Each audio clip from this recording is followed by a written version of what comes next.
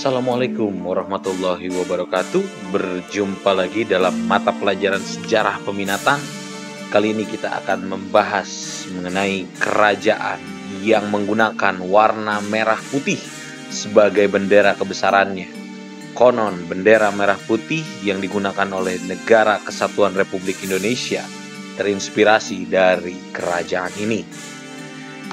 Kerajaan ini adalah kerajaan terbesar yang pernah berdiri di bumi Nusantara. Kini, bekas wilayah kerajaan ini meliputi Thailand Selatan sampai dengan tanah Papua. Kerajaan ini memiliki simbol yang disebut sebagai Surya Majapahit. Kerajaan ini bernama lain Kerajaan Wilwatikta yang berkuasa dari 1293 sampai 1527, mana puncak kejayaan kerajaan ini terjadi pada masa Hayam Wuruk dan Mahapati Gajah Mada.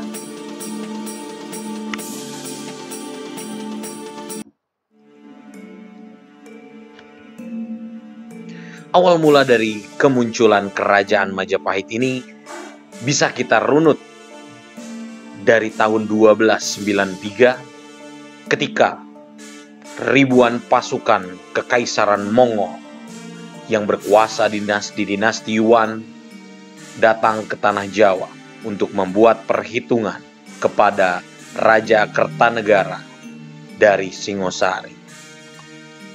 Bangsa Mongol yang pada 1291 sampai 1292 mengirimkan utusan ke Singosari untuk meminta Raja Kertanegara agar segera tunduk pada kekaisaran Mongol yang pada saat itu berkuasa dari Eropa Timur sampai dengan Asia Timur.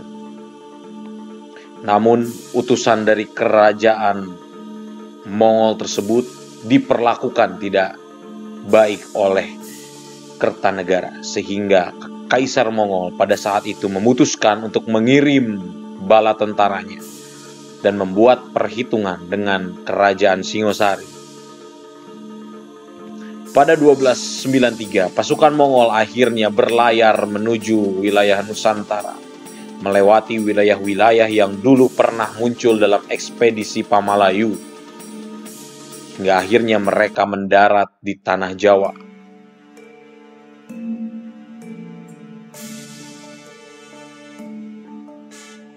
Namun ternyata ketika bangsa Mongol itu datang ke tanah Jawa, kerajaan Singosari yang akan dibuat perhitungan oleh Kaisar Mongol ternyata sudah runtuh 1 tahun sebelumnya. Hal itu terjadi karena Jayakatwang telah berhasil membunuh Raja Kertanegara. Otomatis, ketika Mongol datang ke sana, maka yang tersisa hanyalah kerajaan Kediri yang dipimpin oleh Jayakatwang. Kedatangan pasukan Mongol tersebut disambut riang gembira oleh Raden Wijaya yang berkuasa di sebuah wilayah kecil yang dikenal sebagai Hutan Tarik. Dia adalah menantu dari Raja Kertanegara yang telah tewas 1 tahun sebelumnya.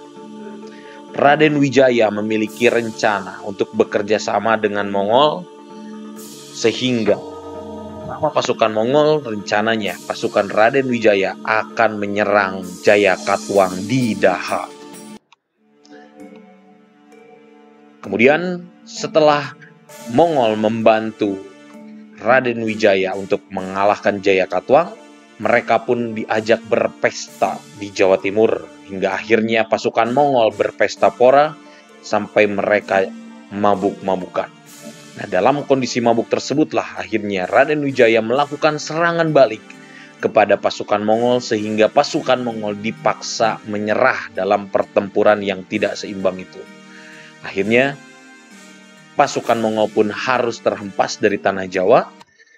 Wilayah yang pernah dikuasai oleh Mongol kemudian diambil alih oleh Raden Wijaya, dan Raden Wijaya kemudian mendirikan suatu kerajaan baru yang diberi nama Majapahit.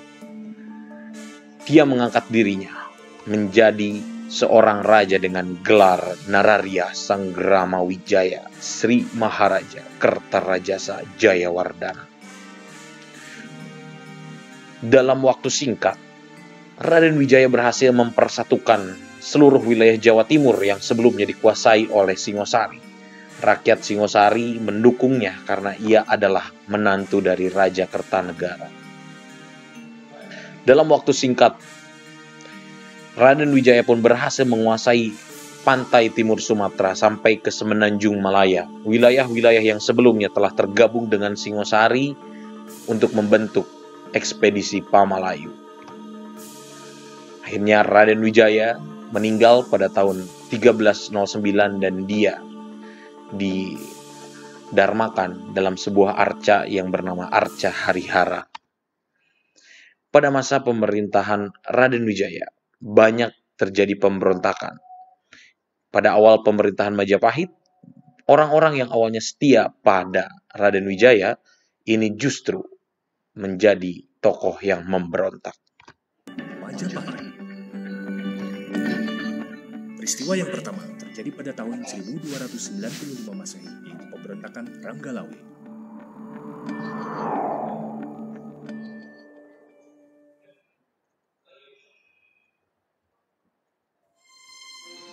Saat mulai mengatur pemerintahannya, Raden Wijaya memberikan jabatan penting kepada para pengikutnya yang setia. Ranggalawe olehnya diangkat sebagai adipati atau bupati di Tuban, pelabuhan utama kerajaan Majapahit saat itu. Pemberontakan Ranggalawe dipicu oleh pengangkatan Nambi sebagai patih Majapahit. Menurut penilaian Ranggalawe, Lembu Sora lebih pantas menjabatnya karena lebih banyak berjasa dibandingkan Nambi.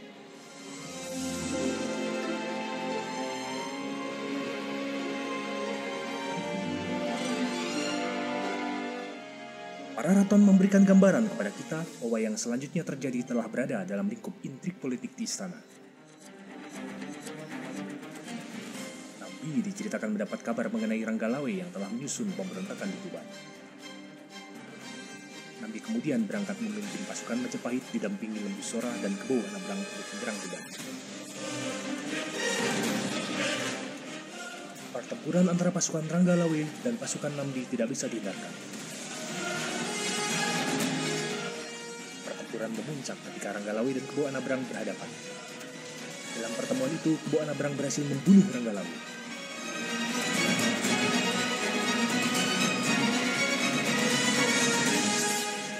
Lembu Sora yang menyaksikan kejadian itu dilanda belas kasihan kepada Ranggalawe dan merasa marah kepada Anabrang.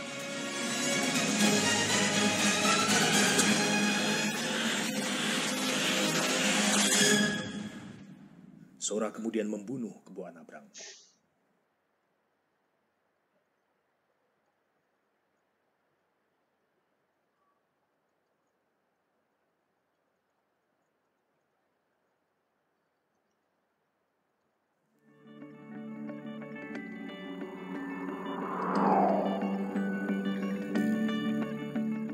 Pemberontakan kedua yang terjadi pada tahun 1301 Masehi, pemberontakan Lembu Sora.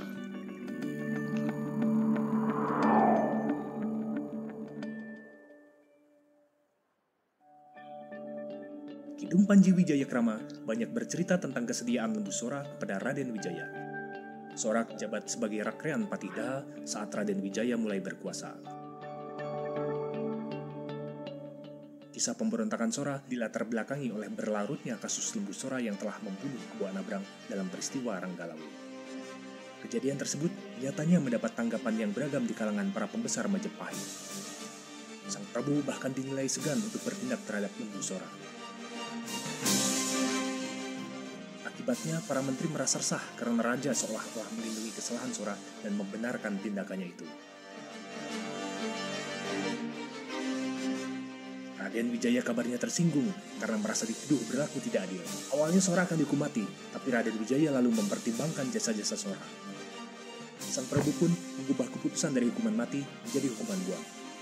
Sora kabarnya tidak menerima keputusan itu. Dia meminta kejelasan Sang Prabu. Akan tetapi, itikat Sora dimaknai sebagai pemberontakan. Tentara Majapahit yang telah dipersiapkan segera menghadang Sora. Prabu Sora dan para pengikutnya tewas di halaman istana keroyok tentara Majapahit.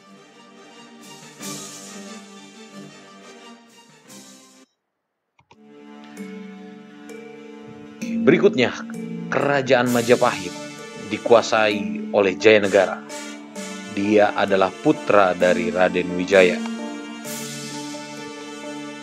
Jayanegara memiliki gelar Abhiseka sebagai Sri Maharaja Wiralad Dagopala Sri Sundara Pandya Dewa Adiswara.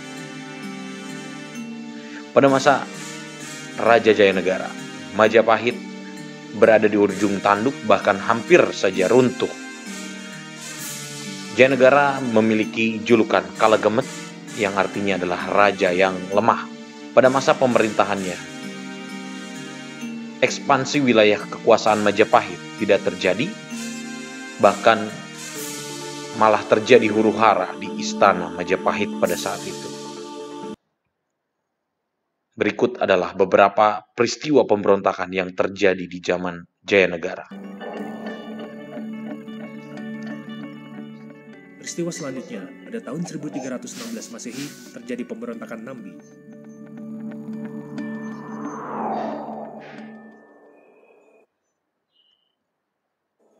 Dikisahkan pada masa pemerintahan Jayanegara, Nambi yang menjabat sebagai patih meminta izin untuk pulang ke Lumajang karena ayahnya sakit keras. Sesampainya di Lumajang, ayah Nambi meninggal. Hubungan yang kurang baik antara Nambi dan Raja Jayanegara semakin bertambah, terlebih saat Nambi tak kunjung kembali ke Majapahit. Berita yang diterima oleh Prabu Jayanegara adalah Nambi sedang mempersiapkan pemberontakan di Lumajang. Bahkan sang Prabu mendapat kabar bahwa para pembesar banyak yang berdatangan dan mereka bermaksud mengadakan komplotan kudeta. Prabu Jayanegara lalu mengirimkan tentara Majapahit ke Lumajang. Tentara Majapahit yang dikirim berhasil menghancurkan benteng pertahanan di Pajarakan dan Gading hingga terus menyerbu ke Lumajang.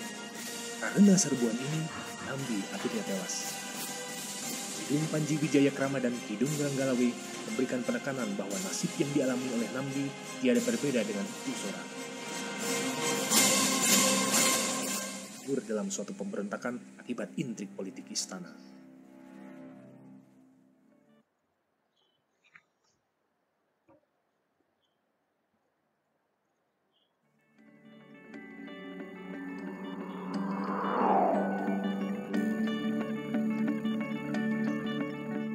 Yang keempat, pada tahun 1319 Masehi, pemberontakan Dharmaputra Rakuti.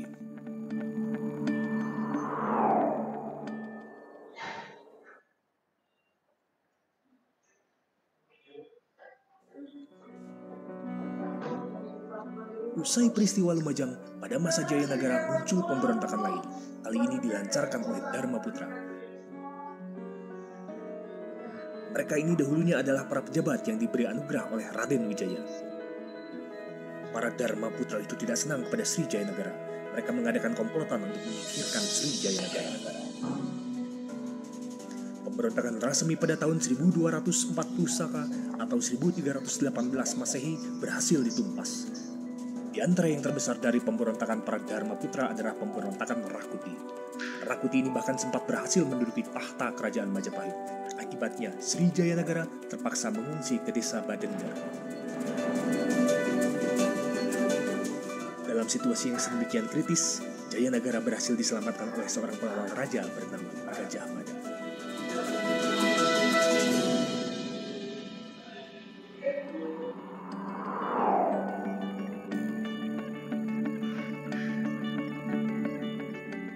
Pada tahun 1328 Masehi terjadi pemberontakan Ratanca.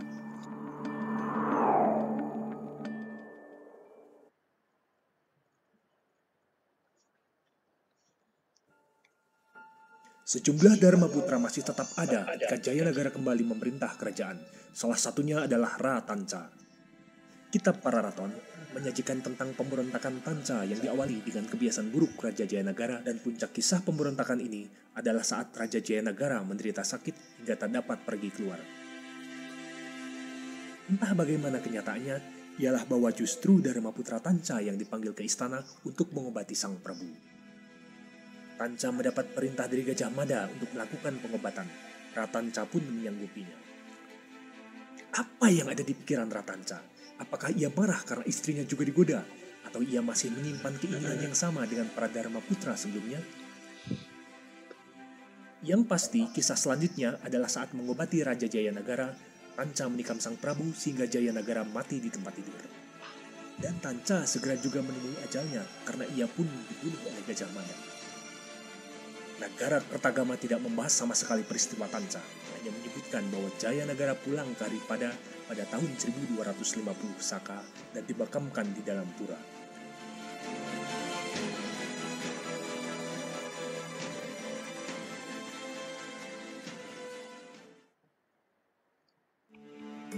Setelah Jayanagara tewas oleh Ratanca, Jayanagara ini tidak memiliki penerus atau pewaris. Maka dari itu, pada pemerintahan berikutnya, penerus dari tahta Majapahit adalah adiknya, yaitu Tribuana Tunggadewi, di mana pada masa pemerintahan Tribuana Tunggadewi yang memiliki gelar Abhiseka Sri Tribuana Wijaya Tunggadewi Maharajasa Jaya Wisnuwardhani, kerajaan ini seperti mendapatkan kembali anginnya untuk menambah luas wilayah kerajaannya. Pada 1342, Bali berhasil dikuasai oleh pemerintahan Tribuana. Berikutnya, 1349, Samudra Pasai di ujung paling utara Pulau Sumatera berhasil ditaklukkan. Namun, pada pemerintahan Tribuana Tunggadewi tidak berarti bahwa di zaman itu telah dicapai kedamaian yang abadi di zaman pemerintahannya. Ada beberapa pemberontakan, bahkan pemberontakan terakhir nanti akan memunculkan sosok yang kita kenal sebagai Gajah Mada. Pada tahun 1331 Masehi, terjadi pemberontakan daerah Sadeng dan Ketah.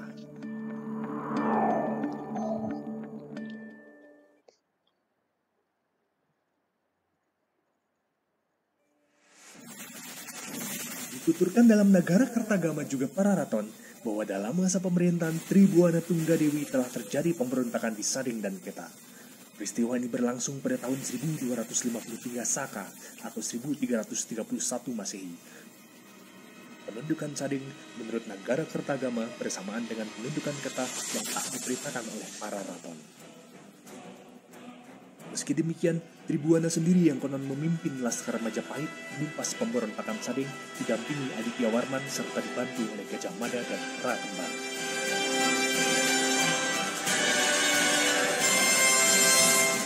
Setelah Ketah dan Sadeng ditaklukkan, pada tahun 1334 Masehi, Tribuana Tunggadewi mengangkat Gajah Mada sebagai patih Mangkubumi Majapahit.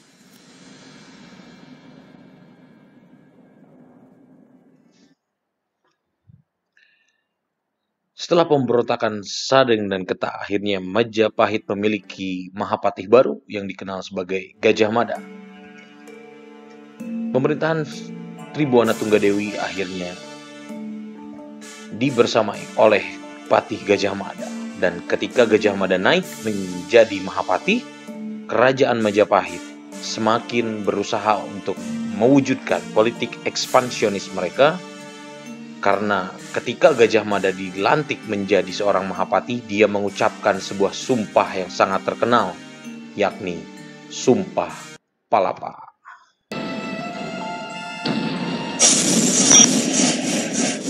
Lamun kalah Nusantara, isun amuti Palapa.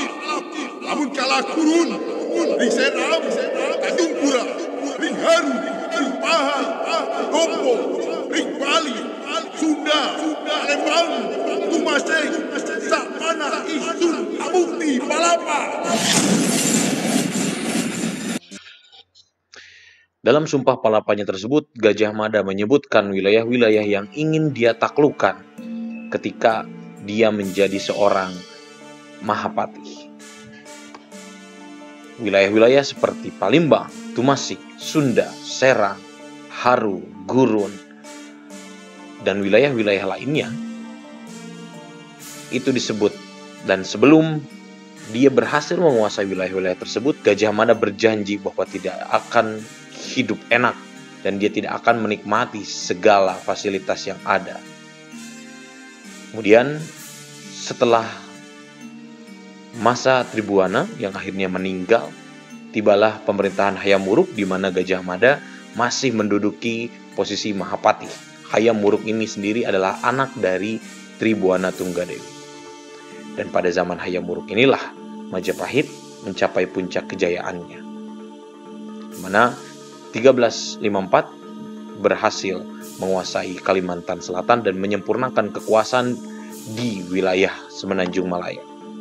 Kemudian 1355 berhasil menguasai hampir seluruh wilayah pesisir dari Pulau Kalimantan.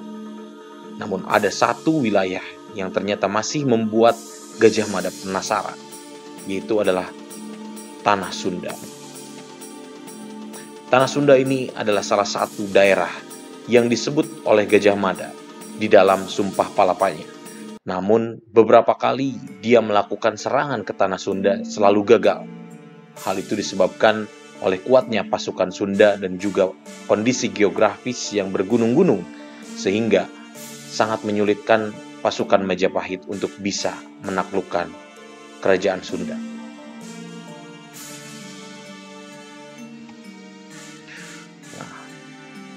Namun terjadilah peristiwa di tahun 1357 di mana pada saat itu adalah saat-saat di mana Hayam Wuruk sedang mencari pasangan hidup.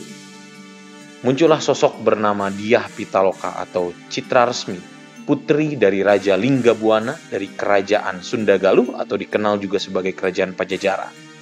Jadi pada saat itu Hayam Wuruk dia memerintahkan kepada juru lukis di seluruh wilayah Kerajaan Majapahit untuk mengirimkan lukisan-lukisan yang berisi tentang wanita-wanita cantik yang ada di seluruh kerajaan. Namun, yang muncul dan terpilih oleh Hayam Wuruk justru adalah seorang putri yang berasal dari Kerajaan Sunda, kerajaan yang selama ini sulit untuk ditaklukkan oleh Majapahit. Akhirnya, Hayam Wuruk memerintahkan utusannya untuk datang mengunjungi Raja Sunda Linggabuana pada saat itu untuk melamar anak dari raja tersebut. Lamaran itu pun diterima dengan terbuka oleh Linggabuana dan direncanakanlah suatu pesta pernikahan, di mana pernikahan yang seharusnya dilakukan di tempat sang putri yaitu Dyah Pitaloka di Kerajaan Sunda justru malah akan dilaksanakan di Kerajaan Majapahit. Rombongan Sunda waktu itu pun akhirnya pergi ke Kerajaan Majapahit dan tibalah di perbatasan Majapahit di wilayah Bubat, di mana mereka membuka kemah di sana. Rencana awal harusnya mereka ini disambut oleh Hayam Wuruk, namun di tengah jalan Gajah Mada melarang Hayam Wuruk untuk menjemput rombongan Sunda tersebut dan malah mengubah rencana pernikahan ini menjadi rencana penyerangan, dan akhirnya terjadilah pertempuran di wilayah Bubat tersebut yang menewaskan Raja Linggabuana dan akhirnya berefek pula kepada Dyah Pitaloka yang akhirnya bunuh diri.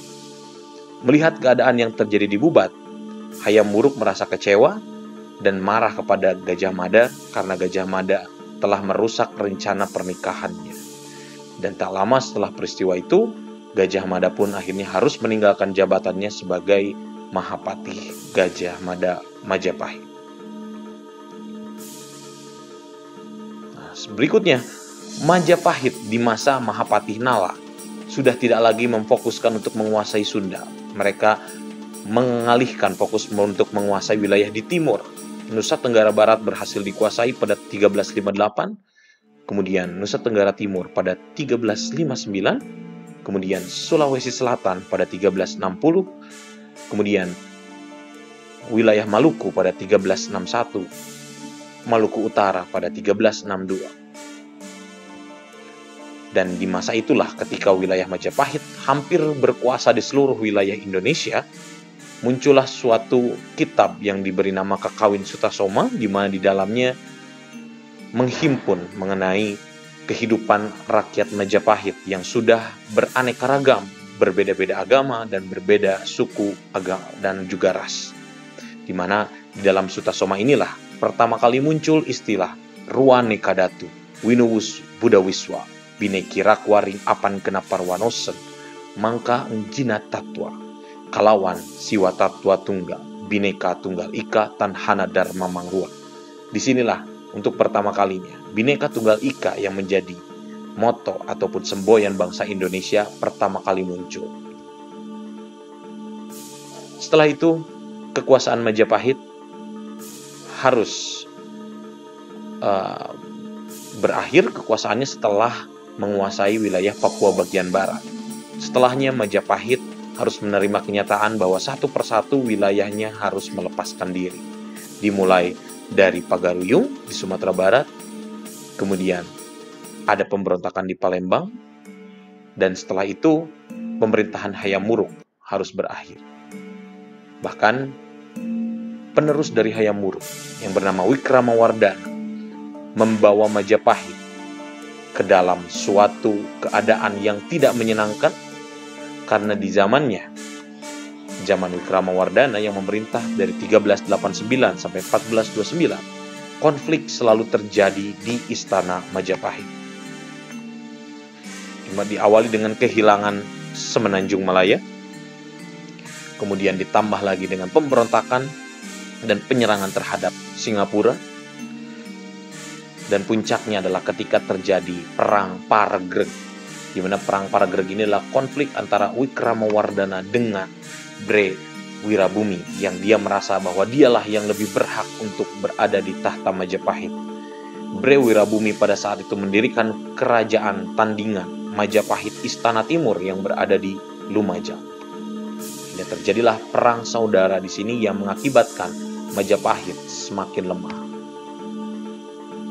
Di saat konflik atau Perang Paragreg itu masih terjadi di Majapahit, datanglah seorang laksamana dari Tiongkok, utusan dari dinasti Ming yang bernama Cheng Ho, di mana Cheng Ho dia datang dengan armadanya yang luar biasa dengan membawa kapal yang 10 kali lebih besar dari kapal Nina yang dibawa oleh Christopher Columbus, di mana dia melakukan ekspedisi untuk mengarungi lautan selatan dan meminta upeti dari negara-negara yang dia datangi. Namun dari salah satu sumber, ketika Cheng Ho datang, dia awalnya mau menagih hutang Majapahit namun tidak jadi karena kasihan melihat kondisi Majapahit yang pada saat itu sedang mengalami konflik. Satu demi satu wilayah melepaskan diri. 1423 Sulawesi Selatan hilang dari kekuasaan Majapahit, dan bahkan pada saat itu terus-menerus kehilangan wilayahnya.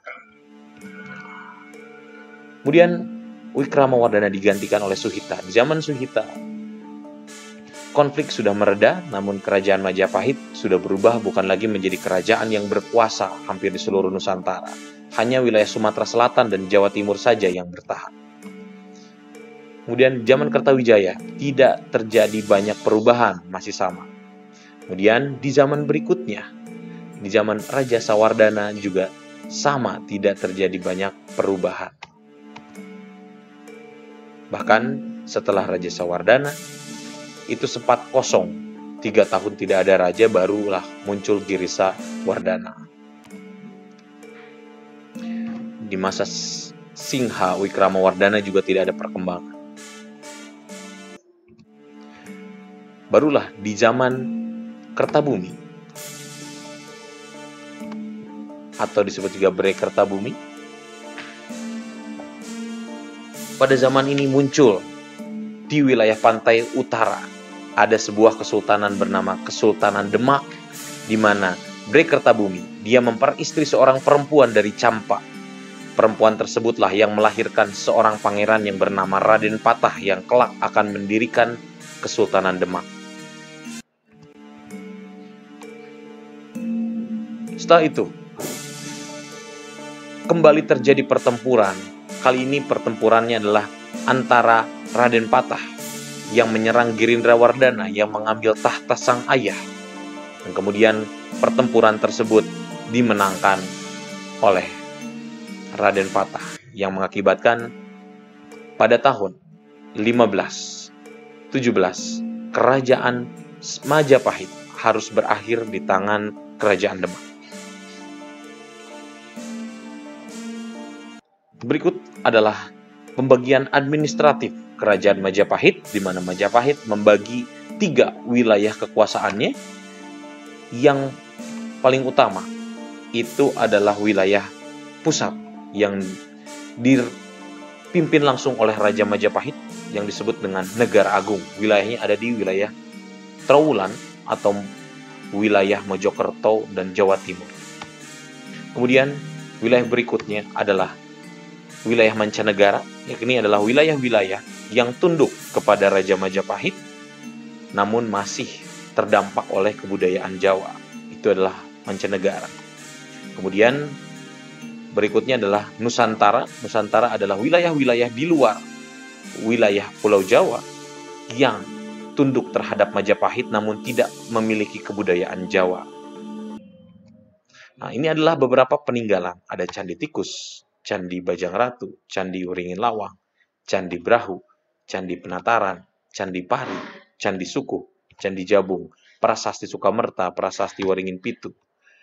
Kemudian ada beberapa kitab yang terkenal, ada Negara Kertagama, Sutasoma, Panji Wijaya Krama, kemudian Pararaton, dan ada Sundayana. Baik, demikianlah materi mengenai Kerajaan Majapahit. Billahi taufiq wal hidayah. Wassalamualaikum warahmatullahi wabarakatuh.